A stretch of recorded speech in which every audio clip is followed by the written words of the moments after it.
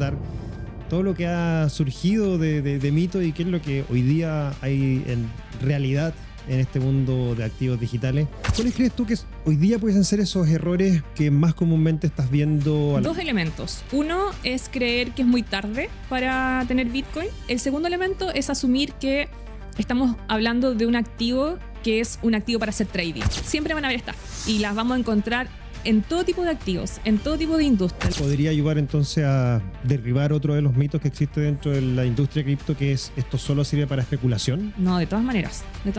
Quizás Bitcoin no es la última tecnología, quizás el día de mañana la tecnología es otra. Y también me da como un poquito de ansiedad cuando Elon Musk dice, no, es que después no vas a necesitar trabajar porque va a haber como esta renta universal básica. Como... ya, ¿qué vamos a hacer todas las personas? No sé, que aparte de estar en la playa quizás. Bienvenidos a un nuevo episodio de Finanzas del Futuro, el espacio donde exploramos cómo la innovación financiera está transformando la manera de vivir, invertir y explorar el mañana. Hoy tenemos un tremendo episodio junto con Jazmín Jorquera, quien es vicepresidenta de FinTech Chile, con amplia trayectoria en el mundo de los activos digitales, donde desde el año 2015 ha venido explorando, educando y también implementando esto en distintas facetas del mundo empresarial y también personal. Mitos y realidades es el tema que vamos a conversar el día de hoy, así que vamos a desmitificar muchos de los mitos que están en torno de los activos digitales y cómo hoy puedes empezar a hacer uso de ellos con casos de uso reales. Así que sin más preámbulos, nos vamos directo al episodio. Te hablan de stablecoins y finanzas del futuro, pero tu empresa sigue pagando como en el pasado. Con Koiwe lleva las stablecoins a tus pagos y a tu tesorería fácil y seguro.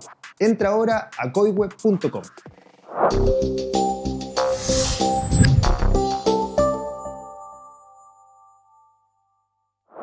Bueno, muy bienvenidos a este episodio con Jazmín Jorquera. Como ya saben, en la intro pudieron escuchar cuáles son los temas que vamos a estar hablando el día de hoy. Así que nada, pues Jazmín, bienvenida. Un gusto tenerte acá. Muchas gracias por la invitación. Feliz de poder conversar sobre Bitcoin, las monedas estables, stablecoins. Así que muchas gracias. Sí, vamos a hablar de todos esos temas que, como el título del episodio es más como mitos y realidades, vamos a abordar todo lo que ha surgido de mitos y qué es lo que hoy día hay en realidad en este mundo de activos digitales. Y bueno, como el podcast se llama Finanzas del Futuro, para que podamos sentar las bases y poder entonces que las personas que nos escuchen empiecen a entender que este es un tipo de activo que ya está, que ya llegó para quedarse y que sí o sí hay que aprender, hay que conocerlo y sobre todo los que están interesados empezar a meter las manos y empezar a utilizar estos activos digitales. Antes de partir, siempre quiero conocer a los invitados, no solamente la parte de la experiencia que tienen, sino que en qué momento, en qué punto de tu experiencia laboral o vida fue que este tema de los activos digitales tocó la puerta y dejaste que entrara a tu casa. Bueno, yo partí en la industria naviera, esa es donde partí mi carrera profesional. Estuve un poquito más de 10 años y a mitad de esa carrera quise emprender en algo muy especial, que era el turismo de yates. Y obviamente estaba pensado para turistas extranjeros. Entonces empecé a buscar opciones de pago. Y empecé a entender cómo funcionaba el mundo de las tarjetas de crédito en ese entonces. Estamos hablando del 2005, 2006. Y no sé cómo llegué a Bitcoin, que era... Yo empecé a buscar un mecanismo que fuese barato, que fuese inmediato, porque en esa época tú recibías pagos con tarjeta de crédito, pero ni siquiera te liberaban el dinero al tiro. O sea, y era como súper engorroso además tener las opciones de pago siendo startup o empresa recién partiendo. Entonces ahí, no me acuerdo exactamente cómo, pero llegué a Bitcoin.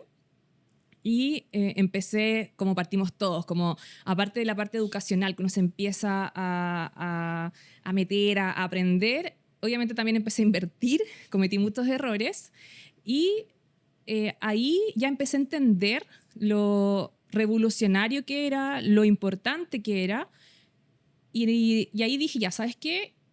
Creo que me quiero cambiar de industria, creo que quiero explorar esta tecnología porque siento que va a hacer la tecnología core de cómo va a seguir desarrollándose todo el mundo de pagos y el mundo de inversiones, etc. Entonces, yo salí del mundo naviero en el 2020, en enero del 2020, justo antes de la pandemia, y esos meses estuve, como todos esos meses desempleada, pero me aproveché de estudiar, empecé a aprender mucho de desarrollo de productos tecnológicos, cómo trabajaban las startups, porque mi idea era entrar al mundo cripto. Pero también en paralelo fui vicepresidenta de la ONG Bitcoin Chile, que es una organización que se encarga de la difusión y la educación a personas. Y ya en septiembre del 2020 entré a Buda.com, que es el exchange como más grande en Chile, y entré como gerente de operaciones, donde estuve por 4 años.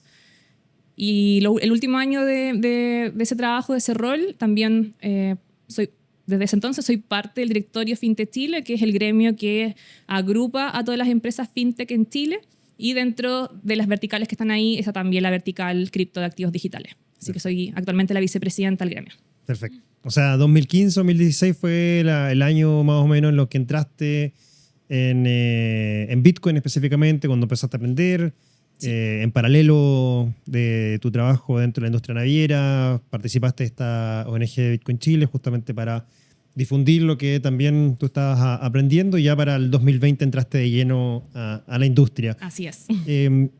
¿Cuáles fueron esos errores que cometiste al principio cuando partiste invirtiendo en cripto? En esa época, tanto Bitcoin como Ethereum eran las criptomonedas de entrada. Y uno con esas podía entrar a otras criptomonedas. Entonces, en esa época estaban los famosos ICO, sí. Las ICO, que eran en el fondo estas ofertas públicas de nuevos proyectos, que de verdad la mayoría eran puro humo. Entonces, muchos de nosotros, de los que estábamos en ese grupo, en esa comunidad de la ONG, probábamos, veíamos proyectos que nos llamaban la atención, creíamos que podían funcionar. En esa época había un banco para criptomonedas, y cuando se los contábamos a otros que estaban en el ecosistema y les decíamos, no, este proyecto es un banco de criptomonedas, todos decían, pero ¿para qué queremos un banco de criptomonedas si está Bitcoin? Y yo decía, pero es que eventualmente no todo el mundo va a entrar directamente a Bitcoin. Bueno, la historia ha mostrado que efectivamente no era tan malo el proyecto, pero en el fondo eran proyectos que no tenían base el modelo de negocio o los founders, o directamente eran proyectos que simplemente buscaban recaudar dinero y arrancarse, que fue lo que pasó en muchos casos. Eso fue un elemento. El segundo elemento fue transar un activo de mucho valor, un depósito de valor, contra activos 100% especulativos. Entonces era como que yo cambiara oro por arena. Y eso lo hicimos todo. Y el tercero era creerme trader, que está aquí como típico. Ay, no, sí, yo entiendo el mercado y leo las gráficas y todo. Pero de nuevo, estaba haciendo trading con un activo que era demasiado valioso. Entonces estaba haciendo trading como con diamantes, desde mi visión. Y sin la expertise y tampoco sin el tiempo. Y también sin mucho interés. Nunca me ha gustado mucho el trading. No es con lo que me siento tan cómoda. Entonces, esos 3 errores fue al menos los que yo cometí y que los veía demasiado frecuente en el resto de la comunidad. Como que era el error típico con el que partimos todos. Y ya después, cuando uno termina de entender la tecnología, termina de entender la solución, a qué problema ataca, te das cuenta que la mejor forma de aumentar valor de tu patrimonio es simplemente compras tu pedacito de Bitcoin, lo dejas ahí y te dedicas a lo que sea que hagas y que haces bien. Sí, no, totalmente de acuerdo. Yo creo que en gran parte todos los que partimos desde hace varios años en este tema de inversión en activos digitales han pasado por algunos de esos errores. El trading creo que es el más común y transversal para muchos, que obviamente en mercados alcistas invierten y se sienten traders exitosos, y hasta que les toca un mercado bajista y pierden todo. Y obviamente la desinformación también de que muchos se les vende esta quizás falsa promesa de que si te perdiste la oportunidad de invertir en un Bitcoin y un Ethereum, aquí viene el nuevo Bitcoin del futuro, que también pasó mucho post-ICOs. Bueno, ICOs son Initial Coin Offering, o oferta inicial de monedas, que fue muy popular en 2017, que fue el peak, donde, como tú bien decías, Jasmine, aparecían proyectos de la nada una página web, un white paper, un par de desarrolladores asiáticos y con eso, oye, qué interesante el tema o el problema que están resolviendo, voy y pongo dinero y claro, se hacían estos como grandes financiamientos colectivos, crowdfunding, y con eso se invertía para el proyecto. El 99% de esas ICOs no terminaron en nada, entonces mucha gente perdió dinero, pero ahí entre medio hay algunas que siguen funcionando. Bueno, creo que el banco digital que mencionas era lo que en el momento era Etlen, que después terminó siendo Aave. Hay un navegador que se llama Brave, que también fue muy exitoso, y un par de otros proyectos que son hoy día, diríamos, como core dentro de la infraestructura Web3 y blockchain. Pero bueno, claramente uno pasa por todos esos errores que comete. Bueno, Jazmín también tiene un blog que se llama de Barcos a Bitcoin, muy interesante, lo invito a que lo lean porque la verdad es muy bueno y muy, con ejemplos muy prácticos y muy sencillo de digerir y de entender. ¿Cuáles crees tú que hoy día pueden ser esos errores que más comúnmente estás viendo a la gente que está interesada en empezar con este mundo de inversión en activos digitales, en invertir en Bitcoin, porque ya pasamos 10 años, ya sabemos todos los errores que se pueden cometer?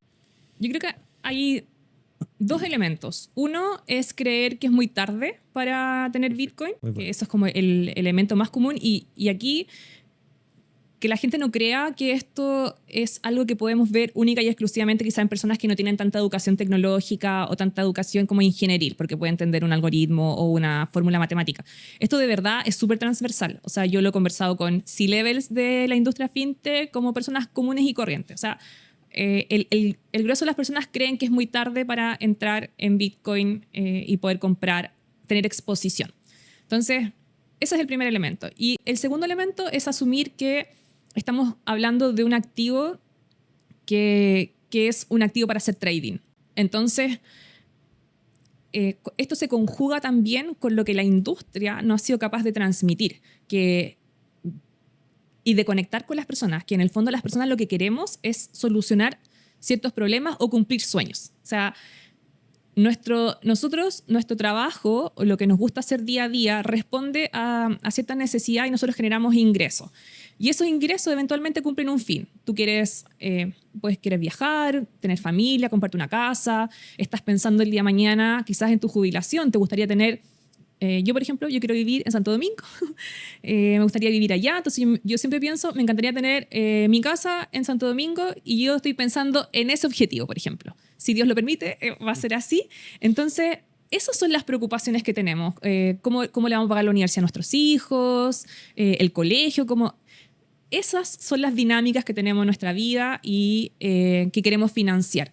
Entonces, cuando viene alguien y te dice, aquí puedes hacer el trading de Bitcoin, de las criptomonedas, en realidad estás conectando con un público muy pequeño que obviamente existe y mucha gente que le interesa el trading, pero ese no es el dolor de las personas. Entonces, cuando tú empiezas a desarrollar productos útiles sobre esta tecnología, ahí empiezas a conectar con las personas y ahí las personas empiezan a entender y empiezan a darse cuenta que, bueno, este activo o esta tecnología de verdad soluciona algo que a mí me hace sentido. Y yo creo que ahí hemos cometido este gran error. Pero yo soy optimista porque también lo que yo he visto, sobre todo afuera, especialmente en Estados Unidos, es que están desarrollando productos que efectivamente atacan esa problemática. Entonces... ansiosa también por ver que se empiezan a replicar en Chile o que lleguen en Chile. Entonces, al final, yo creo que están esos dos grandes desafíos. Por un lado, que las personas sepan que no es tarde para tener exposición a Bitcoin, que hoy día perfectamente pueden entrar a Bitcoin. Y lo segundo es que Bitcoin sí puede solucionar problemáticas que enfrentamos día a día y que nos pueden ayudar en estos desafíos de patrimonio o financiero que tenemos en nuestras diferentes etapas y o en nuestros diferentes proyectos. Perfecto. O sea, tenemos ahí también, error, pero también es un mito que el concepto de que Bitcoin está muy caro hoy día, ya se me pasó la ola de Bitcoin, ya no va a crecer más. Cuando la realidad muestra de que estamos en un punto en el que si uno analiza la capitalización de Bitcoin, hoy día, ¿cierto? Está en torno a 1.1, 1.2 billions en nomenclatura latinoamericana.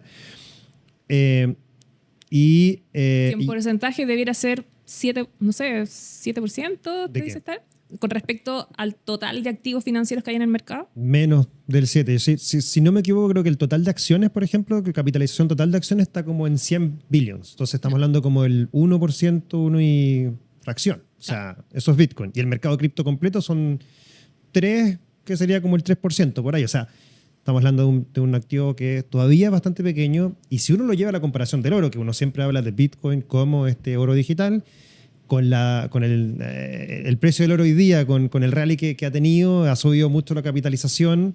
Para que el precio de Bitcoin o la capitalización de Bitcoin equipare a la capitalización del oro, estamos hablando de que un Bitcoin debiese valer en torno a $2 millones más o menos. Ojalá. O sea, yo creo que va a llegar. O sea, en algún punto en el largo plazo va a llegar, sean 10, 15, 20 años, pero en algún punto esto va a ir hacia justamente equiparar al oro físico este oro digital.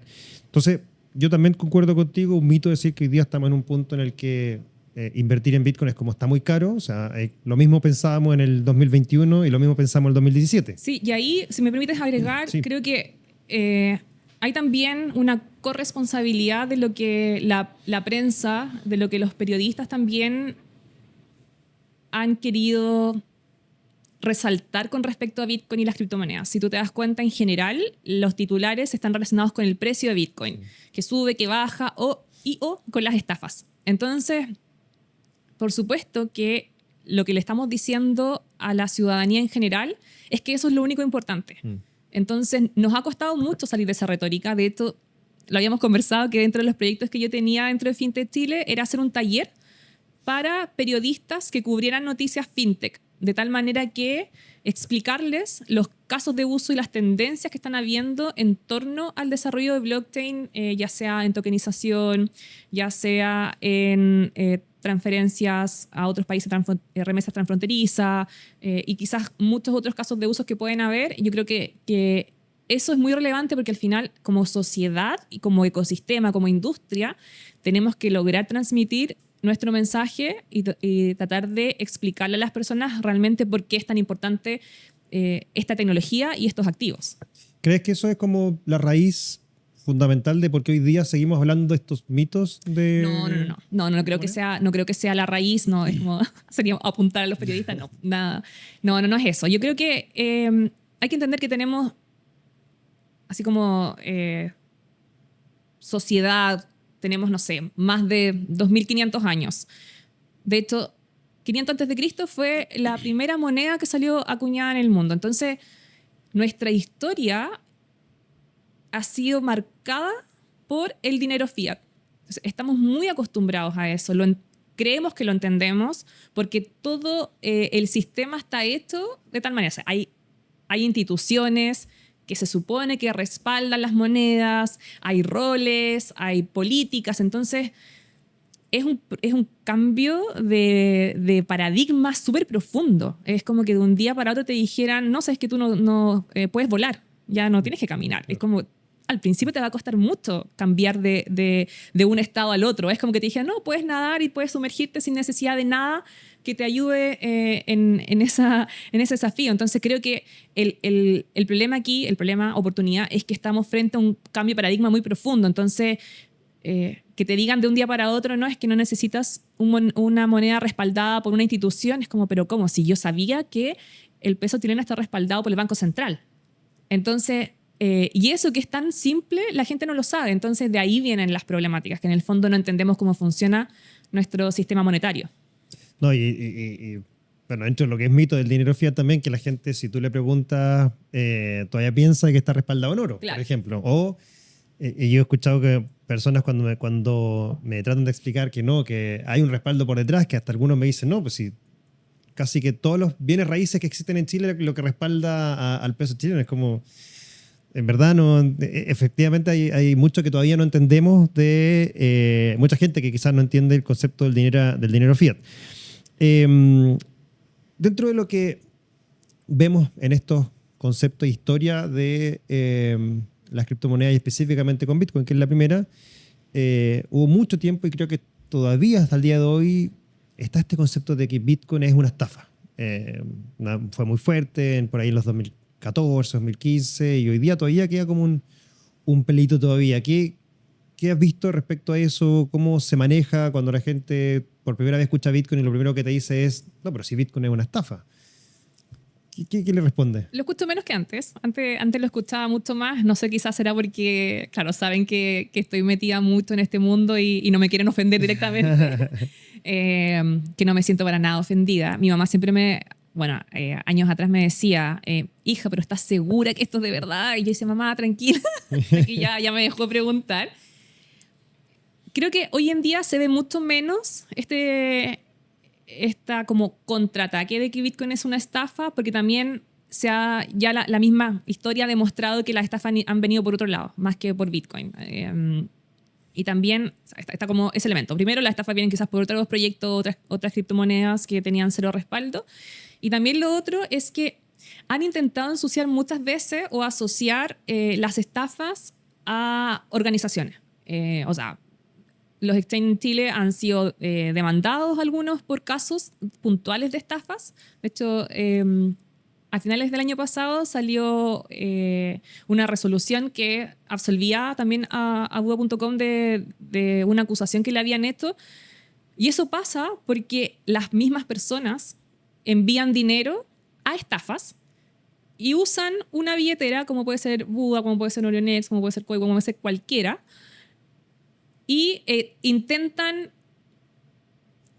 echarle la culpa a alguien. Y qué más fácil que echarle la culpa como a una institución, a donde tú puedes como ir a tocar la puerta o puedes ir a reclamarle. Pero en realidad no tienen responsabilidad. Es como que tú le envíes dinero de tu billetera a alguien que te dice, oye, yo te la voy a invertir, te voy a dar un 15% mensual. Y tú se la envías, haces una transferencia. Bueno, acá es lo mismo, pero la responsabilidad es tuya. O sea, tú estás enviando el dinero. Entonces, de eso se ve, al menos hasta que yo trabajaba directamente en la industria, se veía mucho. Se veía mucho de manipulaciones, como la policía blockchain, o sea, de verdad, cosas que uno decía.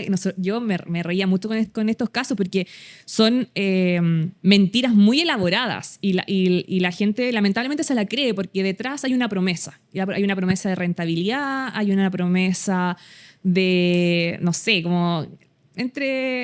los humanos cometemos errores y que la avaricia, que no sé qué. Sí. Entonces, se ven estos dos elementos. Yo creo que siempre van a seguir apareciendo porque siempre estamos frente a ese deseo del ser humano de querer ganar más plata y de no cuidar quizás que esté bien, que sea razonable, porque nuestra mente nos engaña. La psicología del dinero es un libro que es muy bueno, que habla justamente de eso, de cómo no es que sean decisiones tontas, es que bajo cierto contexto, bajo el conocimiento que nosotros manejamos, la información que recibimos, son decisiones que pueden ser súper razonables. Claro. Y claro, después cuando nos muestran, mira lo que pasó, ahí uno se da cuenta que quizás fue muy absurdo lo que hizo, pero en el fondo a lo que quiero ir es que siempre van a haber estafas y las vamos a encontrar en todo tipo de activos, en todo tipo de industria. Lo podemos ver. Imagínate, en negocio inmobiliario, en el factoring, acciones, etc. Entonces creo que lo importante, yo siempre le digo a las personas como encuentren personas de confianza, encuentren esas personas que tienen un track record de educación, de accountability, como de que están expuestos en el mercado y tú sabes lo que transmiten, que son transparentes en lo que te están ofreciendo, en lo que están contando o por qué te están enseñando ciertos tópicos. Entonces, encontrar personas de confianza creo que es relevante y por eso se hace también tan importante el tema de la educación. Y yo creo que es algo que han tenido que hacer las diferentes marcas dentro del ecosistema cripto, porque lo que uno espera es justamente eso. Uno espera que estas marcas se preocupen de entregar información valiosa para yo poder tomar una decisión.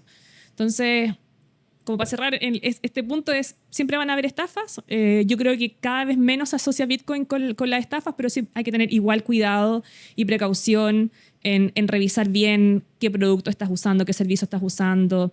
Si es que aparecen cosas buenas, encontrar personas de confianza que te puedan orientar con estos nuevos proyectos. En tu blog mencionas varias veces el tema de stablecoins como este puente entre algo que puede ser quizás más fácil de entender como con estos temas de los activos digitales y que pueda actuar justamente como un catalizador para entender el funcionamiento de los activos digitales. ¿Crees que ahí los stablecoins han empezado entonces a ser como esta forma de activo que empieza a derribar quizás estos mitos que venían trayéndose de la industria de cripto en general y específicamente con lo de Bitcoin? Sí, lo que yo creo es que tienen una gran ventaja a diferencia de Bitcoin y es el tema de la volatilidad. Entonces, yo estoy segura que si compro una stablecoin como una moneda estable, yo sé que el día de mañana va a valer lo mismo. Compro un dólar digital, mañana tengo un dólar digital. El poder adquisitivo ya es otra cosa, pero yo sé que tengo más o menos lo mismo. No es como que cambie 10, 15% en el día, que es lo que pasa de repente con Bitcoin. Entonces, para transacciones y para pagos de servicios, de productos, claro que es muy útil. Funciona igual que el dólar. ¿Cuál es la gran ventaja que tienen? Es que también actúan sobre contratos inteligentes. Entonces, para quienes han trabajado en la industria financiera o han trabajado en cualquier tipo de empresa o de industria que transan un producto o servicio, se van a dar cuenta que la conciliación bancaria, encontrar los pagos, asociarlos, eso es un gran dolor de cabeza.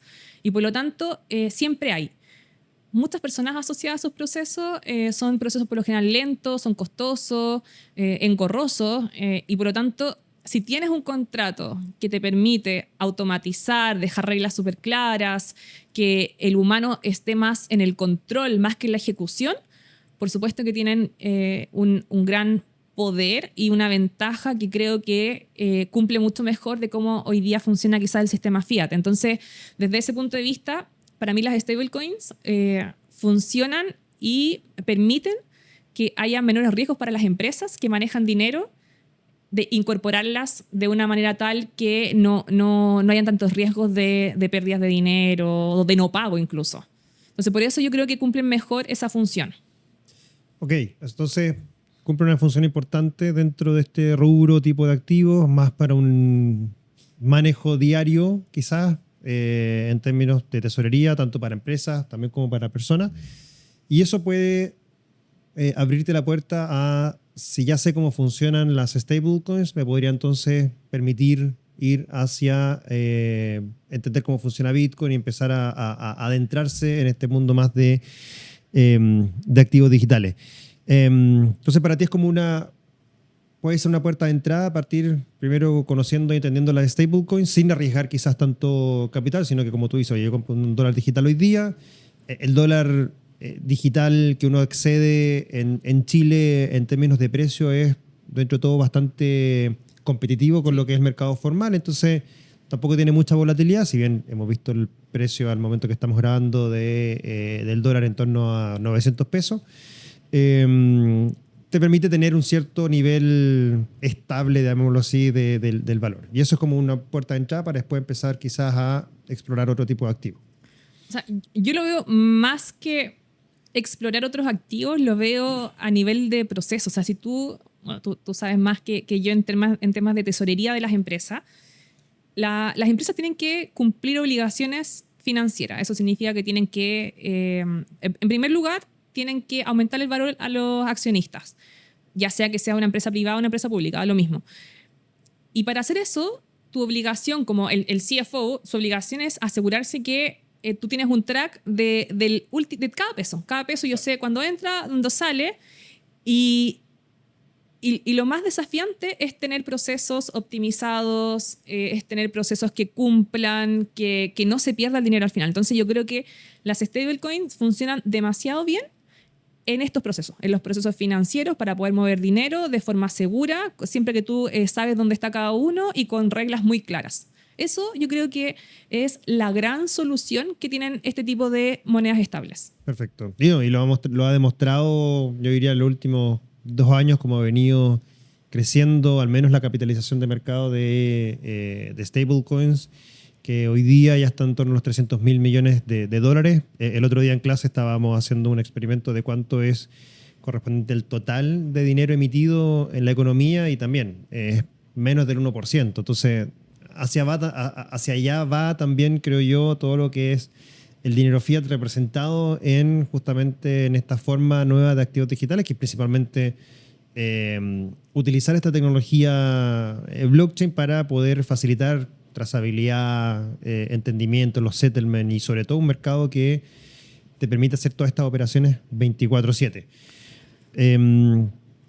Y para seguir en esa línea, considerando esta historia, esta trayectoria donde partimos con Bitcoin, Ethereum, contratos inteligentes, stablecoins muy fuerte, hoy día estamos un poquito más en torno a tokenización, por ahí tuvimos también temas de los NFTs y cosas así.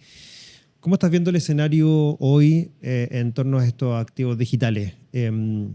Proyectando lo que pudiesen ser los próximos años y por qué alguien que está escuchando el episodio y el podcast y ha escuchado de varios temas que hemos hablado, debiese tener en consideración estos activos como para empezar a explorarlos. Bueno, salió esta semana el aviso de la Bolsa de Nueva York que hoy en día tiene dos sistemas en paralelo. Tiene la bolsa bajo el sistema Fiat, bajo el sistema SWIFT en Estados Unidos, y tiene la bolsa con tokenización. Entonces, ahí uno se debe preguntar, bueno, ¿cómo? ¿Por qué se toma ese tipo de decisiones? No es antojadizo, no es como que de un día para otro decidieron mantener dos sistemas en paralelo con todo el costo y con todos los recursos que se tienen que asignar. Entonces, probablemente lo que pasó es que se hizo un piloto, se hicieron un par de pruebas, se corrieron algunos procesos por este sandbox, por este piloto, y se dieron cuenta que efectivamente era mucho más eficiente mover dinero a través de activos digitales, que quizás probablemente se dieron cuenta que perdían mucho menos dinero, que eran procesos más rápidos y que además podías hacer circular el dinero de forma más fácil. Eso significa en los mercados financieros que tú puedes comprar muchas más veces activos y por lo tanto cada operación te va dejando, por decirte, no sé, 1% de rentabilidad. Entonces, si logras ese mismo volumen, moverlo 5 o 6 veces en el día, te deja 6 veces más de ingreso. Entonces, bajo esa mirada se dieron cuenta, bueno, entonces creo que me conviene migrar todo mi sistema a un sistema transaccional sobre activos digitales.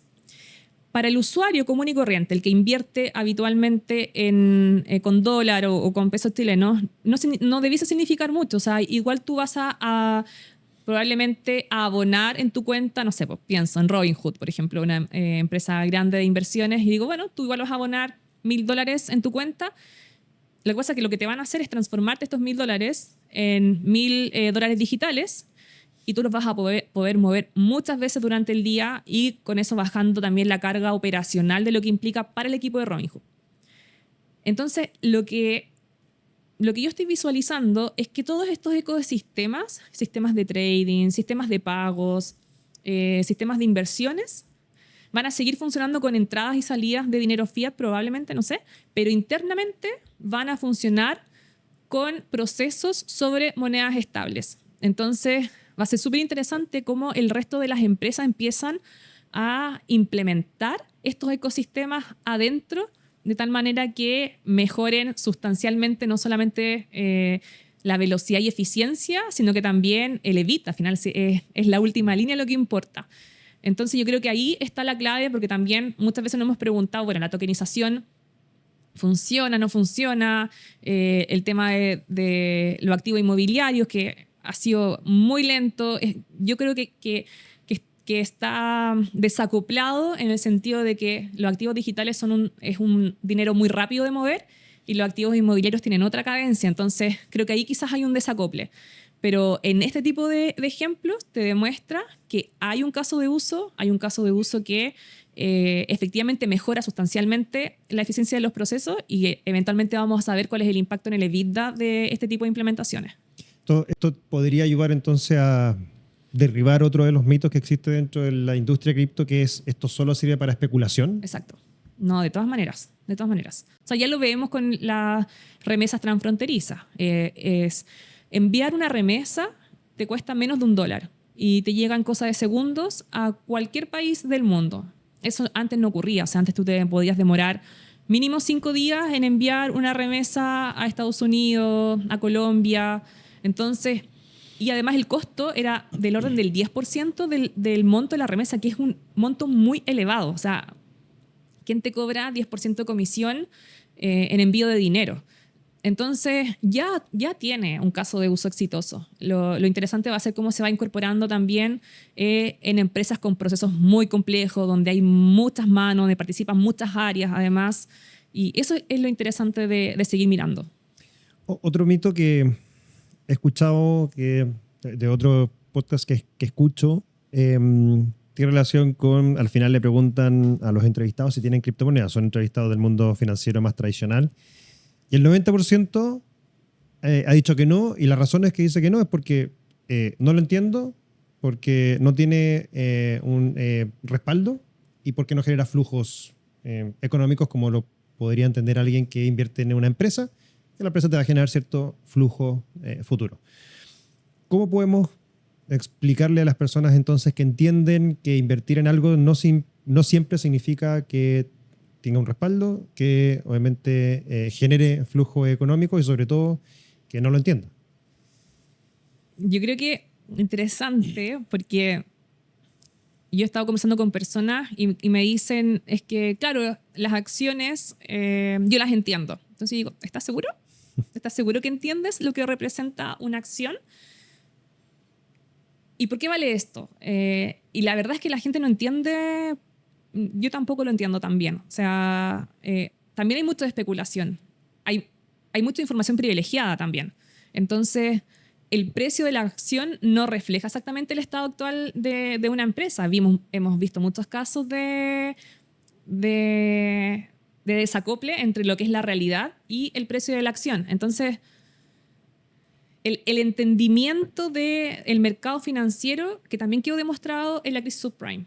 Todos pensábamos que entendíamos muy bien lo que eran estos paquetitos de inversiones inmobiliarias y después nos dimos cuenta que no tenían el ranking B, tenían una mezcla de activos adentro que había desde la A a la Z en términos de valorización, de evaluación de riesgo. Entonces, la verdad, y eso es una de las grandes críticas que yo tengo al sistema financiero, que ocupan fórmulas muy complejas, que el activo subyacente, que el riesgo, que las regresiones. Hay un montón de conceptos que se han ido incorporando que hacen muy difícil entender el sistema financiero y los diferentes activos que giran alrededor. Entonces, la comprensión del sistema financiero yo creo que muy pocos la tienen en su totalidad. Yo no soy una de esas personas.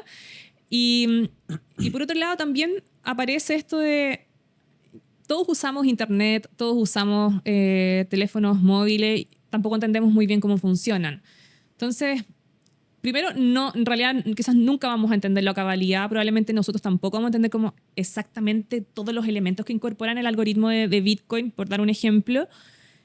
Creo que como decía adelante, estamos frente a un activo que es totalmente nuevo, es un rompe paradigmas y por lo tanto eso también tiene que hacernos cuestionar Claro. el entendimiento de que estamos acostumbrados a activos que generan flujos de caja frente a un activo que no lo genera, ¿cierto?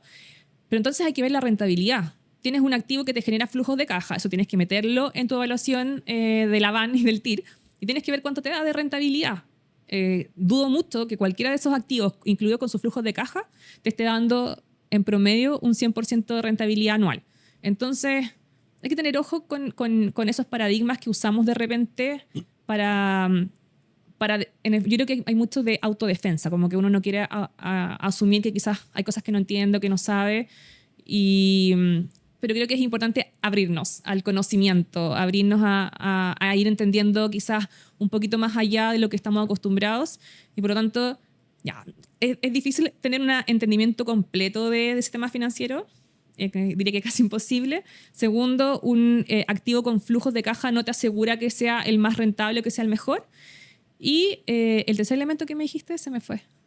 Tenemos flujo, respaldo, y el tercero es, bueno, que no lo entendían en términos de su funcionamiento, que más como la parte de quizás la tecnología, realmente Sí. tal como el concepto de la emisión, de la distribución, de Sí, este concepto más. es desafiante, es desafiante entender todo este protocolo, más lo que tú mencionaste al principio del respaldo. Efectivamente, no lo respalda nada, lo respalda la matemática. Y está bien que no o sea, está bien que no haya un respaldo conocido. Hoy día un respaldo que quizás muy pocos lo entienden, que es, claro, la matemática, los códigos, la criptografía, una red de computadores que hace que todo esto funcione de manera hiper mega segura, mucho más segura que una transacción bancaria.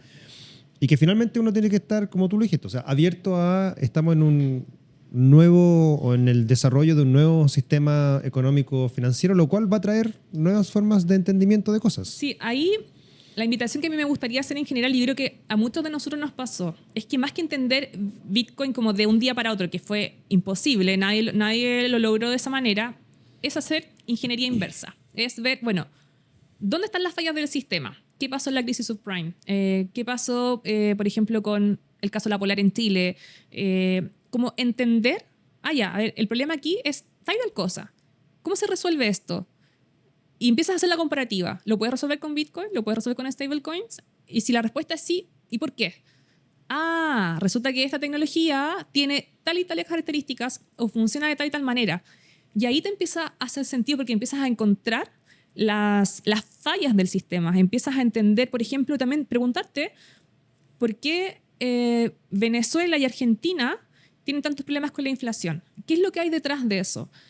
No sé, te empiezas a dar cuenta que hay una emisión exagerada de dinero, que hay un grupo chiquitito que en realidad decide sobre el patrimonio del resto. Bueno, ¿y eso lo puedes hacer con Bitcoin o no? Y como que empiezas a encontrar las respuestas. Yo creo que al final la invitación es justamente a tener como apertura y a darnos cuenta que no tenemos todas las respuestas y por supuesto no tengo todas las respuestas, pero creo que ahí está la clave, de buscar esa sabiduría, de ir buscando más, de entender, porque es algo que nos va a seguir pasando. Quizás Bitcoin no es la última tecnología, quizás el día de mañana la tecnología es otra. A mí me parece súper interesante, medio loco, pero y también me da como un poquito de ansiedad cuando Elon Musk dice, no, es que después no vas a necesitar trabajar porque va a haber como esta renta universal básica.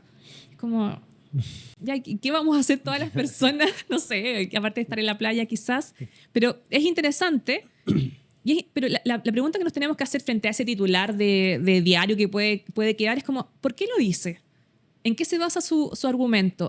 Porque mira, ¿qué es lo que está viendo? Está viendo que la inteligencia artificial va a abordar tantos procesos que en realidad cada vez se van a necesitar menos humanos. Pero porque como que eso es lo que nos tenemos que ir haciendo, preguntándonos más que automáticamente responder con un ataque de vuelta, que es lo que pasa mucho y además hoy en día en las conversaciones en general. Creo que ya tenemos que tener esa mente más abierta y empezar a indagar, como indagar de dónde vienen esos argumentos, de dónde vienen esas explicaciones. Y de hecho, justo venía escuchando, levantaron Wharton publicó un artículo, un toolkit sobre monedas estables, y lo venía escuchando, me lo bajé a Notebook y todo, y entonces mientras venía en el metro, y justamente decía, inclusive, que Starlink usa las monedas estables como para repatriar los ingresos que obtiene por Starlink. Es decir, nosotros acá en Chile tenemos Starlink, muchas personas tienen ya la antena, entonces tienen suscripciones, las pagan quizás con peso chileno, con tarjeta de crédito, y es lo que hace es repatriar esos fondos con monedas estables. Estamos hablando de una persona que hace un poco tiempo atrás decía no, nada de Bitcoin, que no habla de Bitcoin, que no habla de las monedas, las criptomonedas. Yo creo que ahí es más que nada porque no quiere manipular, no quiere generar ese efecto de manipulación, que me parece perfecto, lo encuentro loable, pero eso es lo que tenemos que indagar. Oye, ¿quién está usando esto? ¿Cómo se está usando? ¿Qué están haciendo las empresas? Está este concepto de la tesorería de las empresas. Bueno, ¿qué hay detrás de eso? Así que yo diría que la invitación es a indagar. Sí. No, por supuesto, sobre todo en este espacio en el que son cosas nuevas, hay que indagar sí o sí, porque hay que entender finalmente el funcionamiento de las cosas. Quizás no todo el mundo lo vaya a querer entender y vaya a querer indagar, pero es la labor que tenemos. Finalmente, cuando uno invierte, ya sea desde un depósito a plazo, un fondo, un ETF, acciones, etcétera, siempre tienes que saber el funcionamiento de lo que estás haciendo, dónde estás invirtiendo y dónde está el riesgo. Y el riesgo es algo donde también me gustaría detenerme y conocer de tu perspectiva hoy, con todo lo que está sucediendo desde el punto de vista de adopción, de entendimiento, de información, que hoy día también escribir desde qué son las criptomonedas, cómo funcionan, tienes ya miles de videos, tutoriales en YouTube, de blog posts, etc. ¿Cómo las personas están hoy día enfrentando este tipo de activos de inversión? ¿Cuáles son los riesgos que tienen que entender que existen hoy y cómo tratar de evitarlos también? Yo pensaría que lo primero y más simple es olvidarse de las rentabilidades rápidas y exorbitantes. Bueno, ese es otro mito, que sí. las criptomonedas te hacen millonario de la noche a la mañana. Exacto. Y que voy a andar más abajo hasta mi Lambo. Si fuera millonaria no estaría acá, estaría tirada en la playa. Creo que eso es súper importante. Y eso es para cualquier activo. No existe los activos que te generan esta súper rentabilidad y te vuelves millonario de un día para otro. De hecho, creo que eso es más lograble emprendiendo. Claro, pero también tiene todo su riesgo, todos sus desafíos y emprender es muy doloroso. Entonces, yo diría que los grandes millonarios han sido porque han tenido empresas, aunque sean empresas de lo más chico a lo más grande. Entonces, no existe esto de te vas a hacer millonario porque invertiste en Bitcoin, pero no de un día para otro. Quizá en el largo plazo, quizás sí, pero en el corto plazo no. Entonces hay que derribar un poquito de eso. Y después ya lo siguiente era, también lo mencionábamos, el tema de la educación, encontrar personas que sean confiables, que tengan track record, que en el fondo sean conocidos, que alguien te diga, sí, esa es la persona, o sí, esa es la marca. Yo ya no trabajo en Buda, pero a mí siempre me preguntan, bueno, ¿dónde puedo comprar? Yo siempre los mando a Buda. Obvio, es donde trabajé, los conozco, bueno. Sé perfectamente quiénes están detrás. También conozco el resto de las empresas, también les digo, oye, están todas estas, pero bueno, yo esta es la que conozco, la conozco por dentro y conozco a toda la gente que trabaja ahí. Entonces, yo creo que encontrar personas o encontrar marcas que tienen prestigio, que han demostrado que son buenos en lo que hacen y que están educando también de forma constante, lo mismo que haces tú de forma constante, creo que esa es la clave, sobre todo cuando son tecnologías nuevas y que asustan. Es como lo que yo creo que a todos nos ha pasado con el tema de inteligencia artificial también. Tú quieres encontrar no solo la tecnología, sino que también personas de quien aprender, porque no quieres equivocarte, no quieres poner en riesgo tu computador, tu información y la información de la empresa donde trabajas. Entonces, tú empiezas a buscar aquellas personas que te dan confianza y aquellas marcas que te entregan la información de forma clara, eficiente, a tiempo. Y eso yo creo que es lo que las personas tienen que buscar. Y el tercer elemento es... A ver, esto también es... Las finanzas personales se llaman personales por una razón. Y es que tu realidad es muy distinta a la mía. Entonces tenemos necesidades distintas, tenemos disponibilidad de ahorro y de inversión diferente. Entonces, yo en mi caso, un poquito más arriesgada, partí con poquito. Mi primera inversión en el mundo de las inversiones fueron 50 lucas, yo siempre lo digo, y eso fue, 50 lucas en el mercado accionario chileno. Eso para algunas personas puede ser súper poco, así significante. Para mí era harto en ese momento. Pero no le pedí tantas explicaciones, no di explicaciones, no pedí tanta información tampoco. Dije, bueno, me voy a arriesgar, hay que intentarlo. Y yo creo que eso también es parte de lo que tenemos que hacer. Es como decir, ya, a ver, ¿cuánto estoy dispuesto a perder? Y eso es lo que yo dije, ya, bueno, esto lo voy a colocar acá. Y después uno se va dando cuenta que tu patrimonio empieza a crecer, ya después tienes un poquito más. Depende también, obviamente, de tu estructura de costos, pero ya, yo empecé a ahorrar más, después me compré mi primer departamento. Después, te empiezas a meter los ETF, Bitcoin, criptomonedas, emprender también. Tú dices, bueno, voy a dedicar plata de mi patrimonio a ponerlo en una empresa. Son todas decisiones financieras. Claro. Renunciar, quedarte sin trabajo por un tiempo. Y al final, la invitación es ver bien a qué está dispuesto uno, qué tan dispuesto estás a vivir con cierta incertidumbre, pero entender siempre que las inversiones son a largo plazo. No existe esto de la ganancia y de ser millonario de un día para otro. Las ganancias fáciles no funcionan. Entonces, mirar a largo plazo y en base a ese largo plazo y cuáles son tus sueños, cuáles son tus objetivos de vida, definir cómo quizás vas distribuyendo tus inversiones en diferentes activos. Está muy bueno. Y totalmente de acuerdo. O sea, obviamente, y como tú lo partiste diciendo al principio, uno tiene obviamente tiene ciertos objetivos. Comprarse la casa o pensar en la jubilación o en la universidad de los niños para aquellos que tienen familia o simplemente viajar por el mundo y ser un nómada digital también si a aquellos que les gusta esa vida más libre y para eso obviamente hay que respaldarlo con un cierto nivel de un patrimonio que te permita hacer eso. Y para llegar a ese patrimonio hay distintos mecanismos que tienes para hacer crecer ese patrimonio. Finalmente es cómo el dinero que voy acumulando le va ganando a la inflación para poder mantener un poder adquisitivo y obviamente rentar mucho más para que en un futuro pueda tener ciertos gustos que me pueda dar. Y ahí yo creo que ya está demostrado, y de hecho los grandes portfolio managers así lo han sugerido, de que tienes que tener un porcentaje invertido al menos en Bitcoin, que es como el principal activo pensándolo en largo plazo. Y ya para ir cerrando y ir cerrando estas ideas y mitos que creo yo hemos podido resolver, o no sé si resolver, pero explicar de una manera diferente, ¿cuál es la realidad hoy? ¿No? Porque la idea es los mitos y cuáles son las realidades que nos está demostrando el mercado hoy día. Y de nuevo, como el podcast es Finanzas del Futuro, ¿qué es lo que debiese estar pensando para poder, en el caso de la persona que nos está escuchando y que tiene esos objetivos, empezar a trabajar hoy para alcanzar sus objetivos financieros del futuro? Aquí hay como dos públicos objetivos. Uno, persona natural. Dos, personas jurídicas, empresas. Para persona natural, dependiendo del horizonte de tiempo, yo pensaría que tener exposición a Bitcoin pensando en una rentabilidad, porque estás pensando que en 5 años más, por ejemplo, tienes que pagar universidad. Yo diría, bueno, 5 años me parece un plazo razonable para esperar una rentabilidad bastante buena de este activo y que te permita efectivamente pagar una universidad o comprarte una casa, tener el pie, etc.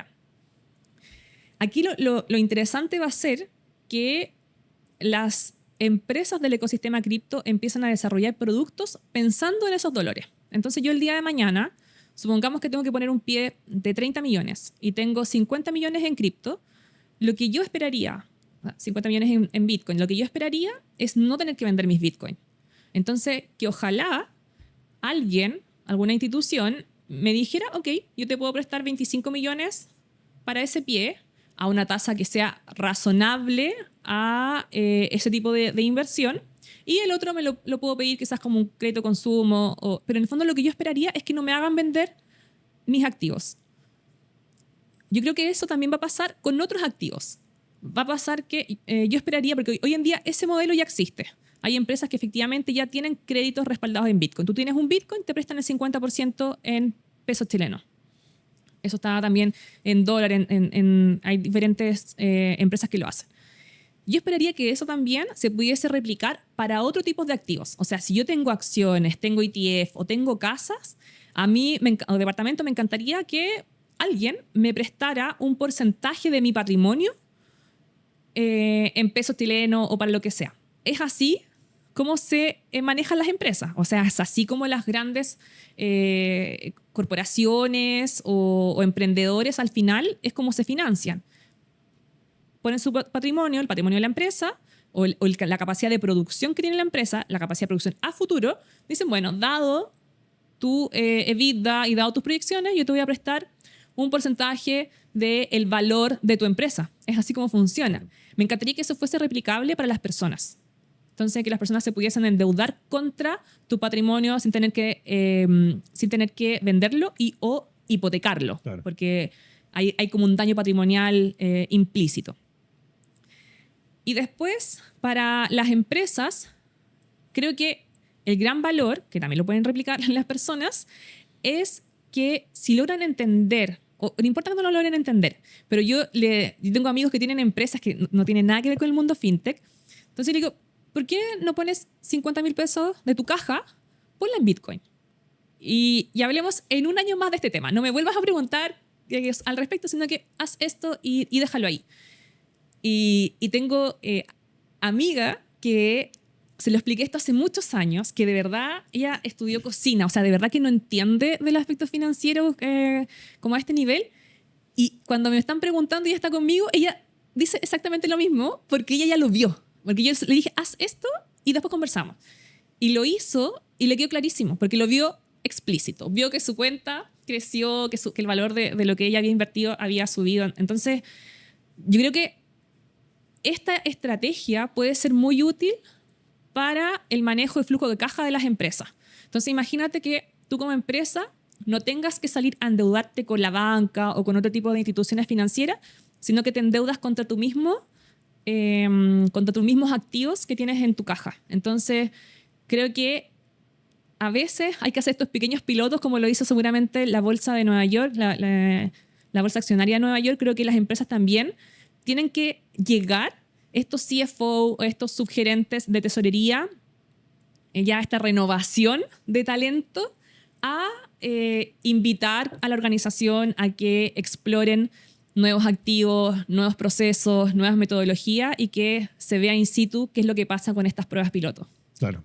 Yo tengo esperanza como en esta renovación de talento que se va a ir viendo en los equipos financieros, en las empresas, y que veamos una mayor adopción, ya sea en los pagos, como también en el manejo de la tesorería de las diferentes empresas. Sí, pero de hecho mi papá tiene su propia empresa y tiempo atrás, creo que fue 2021, lo invité y le dije, oye, pone un poquito justamente en Bitcoin, y puso. Mi mamá también compró un poquito de Bitcoin.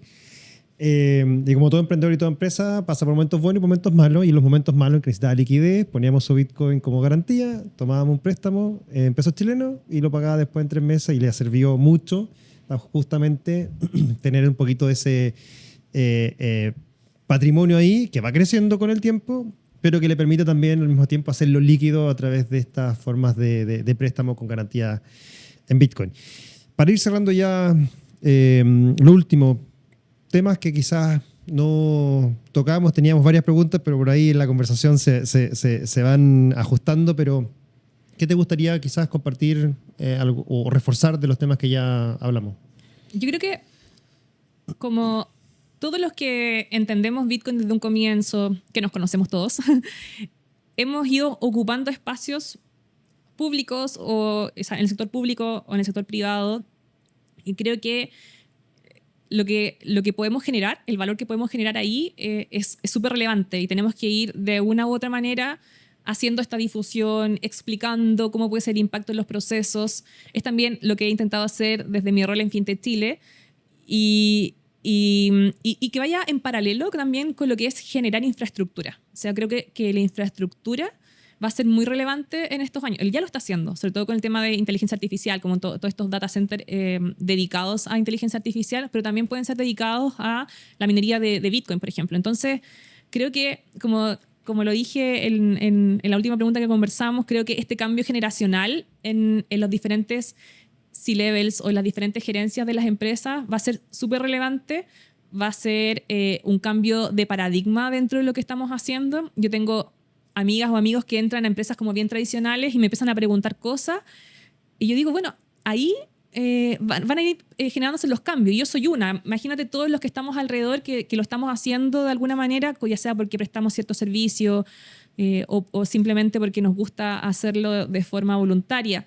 Entonces, creo que hay una tremenda oportunidad. Creo que todavía hay mucho que hacer. Hay productos y servicios que se pueden generar y que de verdad tengan un impacto efectivo en los dolores que tienen las personas, y también en cómo podemos hacer mejor empresa. Entonces creo que estamos en un momento que a mí me genera mucha como inspiración. Obviamente me preocupa todo lo que es con inteligencia artificial, cuando Elon Musk dice, no, es que casi nadie más va a trabajar, y digo, bueno, tenemos que buscar algo en que entretenernos, pero de todas maneras creo que es una oportunidad de poder seguir generando valor al final, y de generar un impacto positivo en las personas, en que tengan mejor estilo de vida, en que puedan cumplir sus objetivos, sus sueños, y que también las empresas tengan un mejor manejo de su tesorería.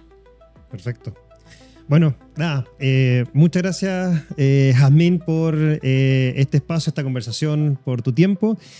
Muchas gracias, por supuesto, también a quienes nos están escuchando, nos están viendo. Esto fue un nuevo episodio de Finanzas del Futuro, el podcast de activos digitales y finanzas disruptivas de Chile.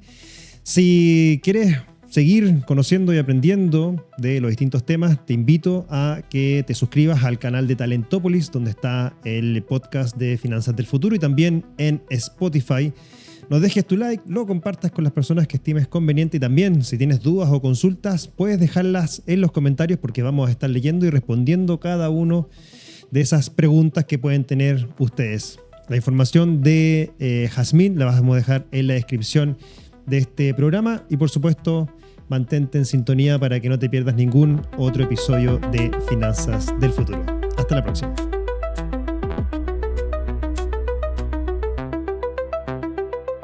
Acabas de escuchar sobre las finanzas del futuro. Coigüe las hace realidad. Pagos y tesorería con stablecoins para empresas de hoy.